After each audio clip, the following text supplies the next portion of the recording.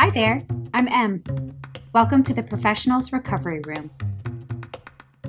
Have you ever taken a job that you were so excited about, and then about a month later, after you've started meeting people, working with other team members, and getting acclimated to the climate, you realize that the team or company is not what you thought it was, and it was not what you signed up for?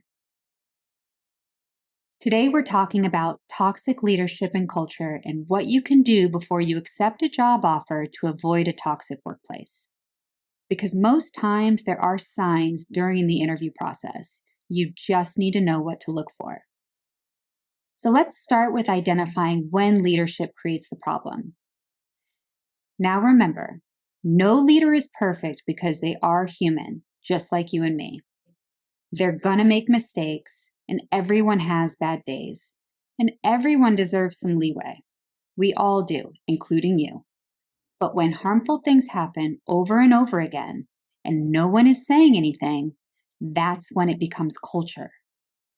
It's all about the intention, so look closely. And when people at the top act in unhealthy ways, or even ignore bad behavior in others, it sets the tone for everyone else. It becomes a systemic problem for the whole team, and it grows like a virus. So let me share some examples of what it might look like if you have toxic leadership. Like a manager putting someone down in front of the entire team and calls it just being honest. Or promotions and projects that go to friends instead of the most qualified people. Or maybe you have a personal emergency and your boss just doesn't care. They want the work done. And then there's the company that talks a good game in public, but behind the scenes, everything is chaotic and fake. And let me give you a personal example. When I was working my way up in my career, I was once told by a coworker that I needed to choose sides with certain people on my team, including my leader at the time. Literally. Like we were in high school. I was told to decide who I was going to work with and who I would push out. And I honestly couldn't believe what I was hearing. Though I appreciated that he cared enough to warn me and be honest on what would happen. I know my values. I immediately thought, nope, no, never. I will never treat people that way. And I told him this. And he and the group, as expected, pushed me out. And they even went so far as to begin a bully campaign directed at me for my choices. And I will make that same choice over and over again because I refuse to contribute to a toxic workplace and I refuse to bend my values. But it was a clear sign for me that I needed to move teams. And I immediately started working on that, and eventually I did. And you can too. So what if the person in charge is the one creating the stress, ignoring the boundaries, or setting the tone that wears everyone down?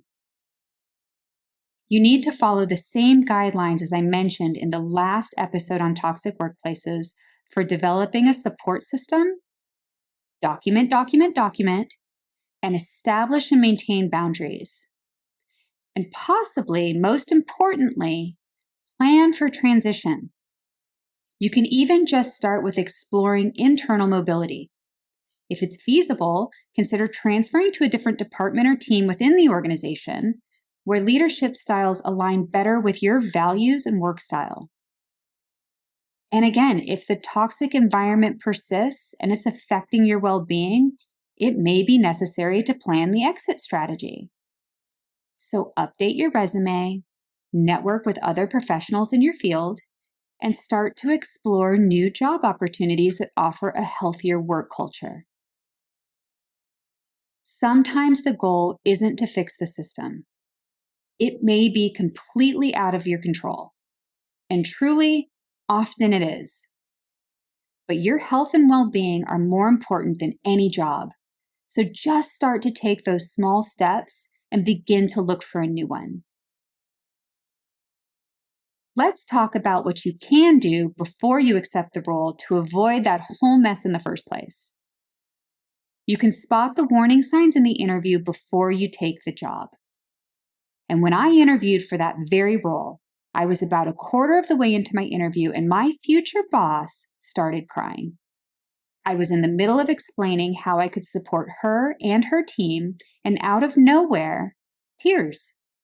I kid you not. At first, I thought it was a test. They are testing me to see how I'm going to behave under pressure. But after I took the job and I saw multiple people breaking down at work, there was constant stress, zero support, and it was a deeply toxic workplace. Looking back, that moment in the interview said it all. And I didn't listen. I didn't trust my gut. And it was big red lights flashing. Stop, stop. But I continued. And this doesn't have to be you. You can listen to your gut, and you can trust yourself to know when something's off. Interviews are not just a time for them to learn about you. They're also a time for you to learn about them. And you have every right to make sure that the role is a good fit for you and to protect yourself. So watch out for these red flags. Vague answers about the team or why the position is open. Look out for harsh or weird questions, almost trying to lead you to a predetermined answer, but not in that helpful way.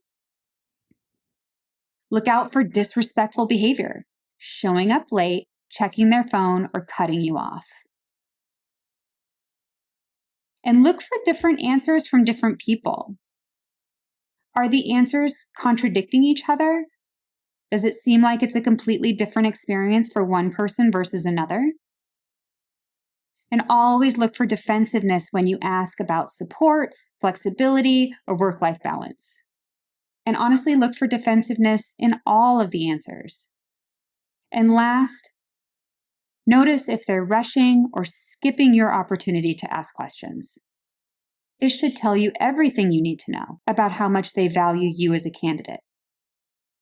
You deserve to know what you're walking into, so ask them questions too. Good leaders welcome that. And as someone who has interviewed hundreds of people, I truly enjoy answering their questions. And I want to be sure that the candidate knows exactly what they're getting into and truly wants to be on my team. So just notice how the interviewer answers those questions. Do they seem to hold back? Do they get defensive? Are their answers contradictory? And sometimes it's not what they say, it's what they don't say that tells you all that you need to know. And if you're spotting these red flags, you don't have to say yes to a job just because someone offers it to you. Especially if you have multiple interviews going at the same time, just let them know that you're finishing the interview process with other companies, and you'll let them know. Give yourself time to think about it to make sure that you're looking at all of your options. Because if something feels off, it probably is. And you deserve to work in a place where you feel respected, supported, and like a human being. And if that's not the place offering you the job, it is okay to walk away, or at least try to weigh your options. Trust what you notice, believe how you feel, and choose peace over pressure. And remember our episodes on burnout. If the company doesn't align with your values, it will inevitably lead to burnout over time. So take care of yourself. And speaking of burnout, in the next episode, we're going to be talking about boundaries. What they are, why they matter, and how they protect your time, energy, and peace. And we'll also clear up some big myths about boundaries, like when they're actually maybe not the best first step. So I can't wait to see you there. Thanks for joining, and see you next time.